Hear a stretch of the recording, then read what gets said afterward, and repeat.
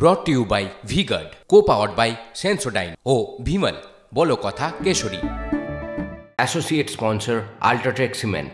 সন্দেশখালী বেড়মজুরির দিকে নজর রাখা যাক, কারণ সেখানে এক নাবালিকার সঙ্গে অশালীন আচরণ হয়েছে। এই খবর TV9 বাংলায় প্রথম দেখিয়েছিল। এবার আপনাদেরকে একটা আপডেট দিই, বিগ বলে সেই আপডেট দেবো আপনাদেরকে। পিসিআর পূর্ব বিগ বলে প্লে করার জন্য ইনফরমেশন। বেড়মজুরে নাবালিকাকে শ্লীলতাহানির অভিযোগে গ্রেফতার করা হয়েছে। এই ঘটনায় ইতিমধ্যে একজনকে গ্রেফতার করা হয়েছে। গ্রেফতার সন্দেশখালীর এক প্রভাবশালী তৃণমূল নেতার ছেলে, তাকে গ্রেফতার করা হয়েছে এই অশালীন ঘটনায়। আপনাকে আরো একবার জানিয়ে রাখি, গ্রেফতার সন্দেশখালীর প্রভাবশালী তৃণমূল নেতার ছেলে ইন্দ্রজিৎ সাউ। এই বিষয়ে কথা বলবো। এখনো পর্যন্ত আমাদের প্রতিনিধির কাছে কি আপডেট রয়েছে জানবো। সুজয় পাল আমাদের সঙ্গে রয়েছে।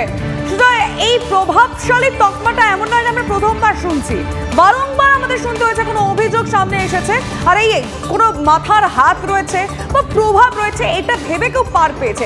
এক্ষেত্রে এখনো পর্যন্ত এই বিষয়ে কি জানা যাচ্ছে?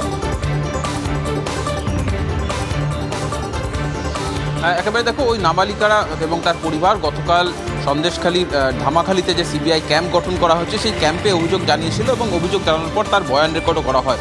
অবশেষে সেই অভিযোগের ভিত্তিতে আমরা দেখলাম পরবর্তী সেটা পুলিশকে পাঠানো হয়েছিল এবং পুলিশ তৎপর হয়ে ইন্দ্রজিৎ সাউ নামে ওই তৃণমূল নেতার ছেলেকে গ্রেফতার করেছে। আজকে তাকে আদালতে পেশ করা হচ্ছে, বসিরহাট আদালতে, এবং সেখানে তাকে নিজেদের হেফাজতেই চাইবে পুলিশ, তেমনটাই জানা যাচ্ছে। এই গ্রেফতারির মাধ্যমে একটা বার্তা অবশ্য রাজ্য পুলিশ স্পষ্টভাবেই দেওয়ার চেষ্টা করলো যে যতই প্রভাবশালী তকমা থাক, যতই যে ধরনের কোনো শীর্ষ নেতার ছেলে বা তার পরিবারের সদস্য হয়ে থাকুক, যদি কোনো গুরুতর অভিযোগ আসে তাহলে পুলিশ কাউকে রেয়াত করছে না। এটাও কিন্তু একটা স্পষ্ট বার্তা। একদিকে যেমন অত্যাচার হয়েছে সেই বিষয়টা খানিকটা সত্যি, তার কারণ অত্যাচার হয়েছিল বলেই, নির্যাতন হয়েছিল বলেই তাকে গ্রেফতার, তার ভিত্তিতে অভিযোগ, সিবিআই ক্যাম্পে অভিযোগ, এবং তার পাশাপাশি এই গ্রেফতারি কিন্তু এই পাল্টা একটা বার্তাও রাজ্য পুলিশের তরফ থেকে দেওয়ার চেষ্টা করা হলো।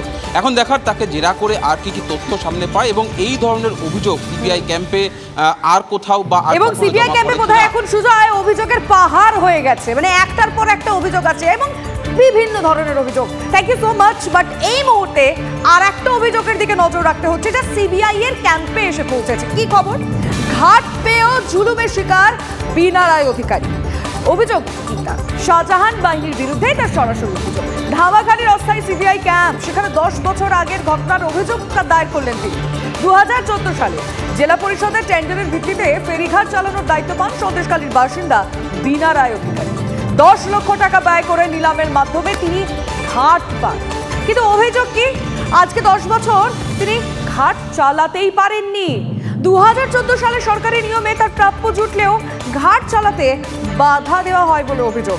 শাহজাহান, শিবু, উত্তম সর্দারদের বিরুদ্ধে একাধিক অভিযোগ রয়েছে বীণা রায় অধিকারী। আর আজকে 10 বছর পর সেই ধামাখালীতেই সিবিআই ক্যাম্পে অফিসে অভিযোগ দায়ের করলেন বীণা রায়। আপনাদেরকে শোনাবো তার বক্তব্য। আমি সিবিআইয়ের কাছে অভিযোগ জমা দিলাম লিখিতভাবে।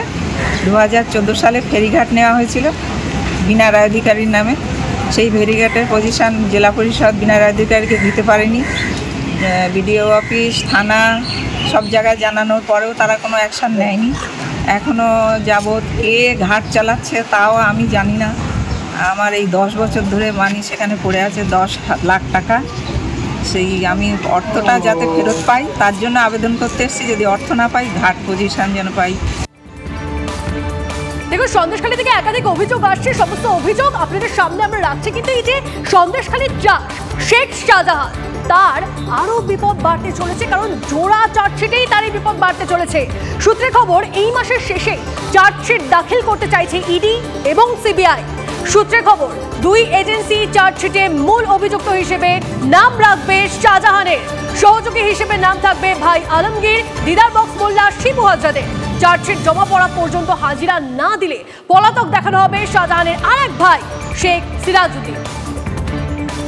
brought to you by V-Guard, co-powered by Sensodyne O Bhimal বলো কথা Keshari. Associate sponsor UltraTech cement.